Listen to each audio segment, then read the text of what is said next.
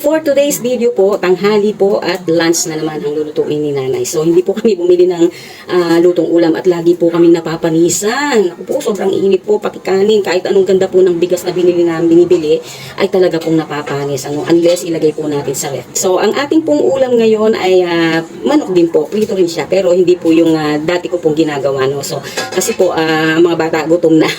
So, ang gagawin po natin ay ibang style naman po. So, ang ating lulutuin po ay, ayan po, meron na po tayong nakat na mga manok at na-dry ko na po yan, no? At syempre, meron tayong chicken breading, ayan, at meron tayong cooking oil. Nagpainit na rin po ako ng ating kawali.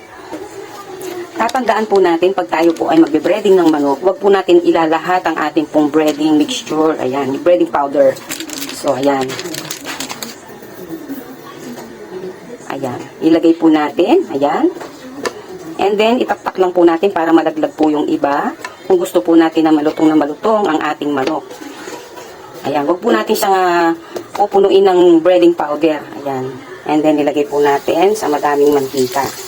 Hinaan lang po natin para maluto po yung loob ng manok. Kasi po, pag lalahatin ninyo yung breading, mababasa po yan ng manok. And then, mapangit na po siya, magkukumpul-kumpul na po siya. Ayan.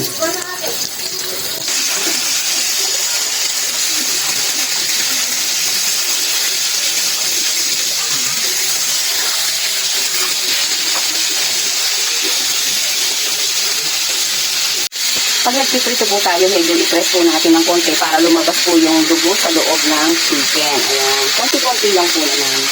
Ayan. Para po maluto yung kaloob-looban. So, ayan po. Luto na ito. Remember, pagkaluto po, ilagay natin sa strainer para po matanggal yung mga excess oil. Ayan.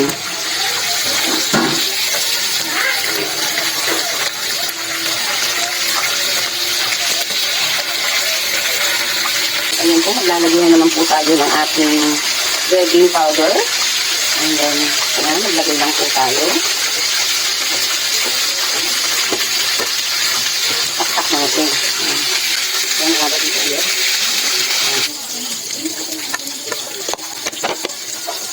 Remember, wag po natin kapalan. Kung gusto niyo pong maging malutong ang inyong mga chicken, wag niyo pong kapalan ang powder.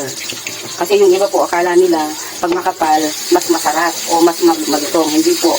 Kailangan manipis lang po at makut lang po natin yung chicken.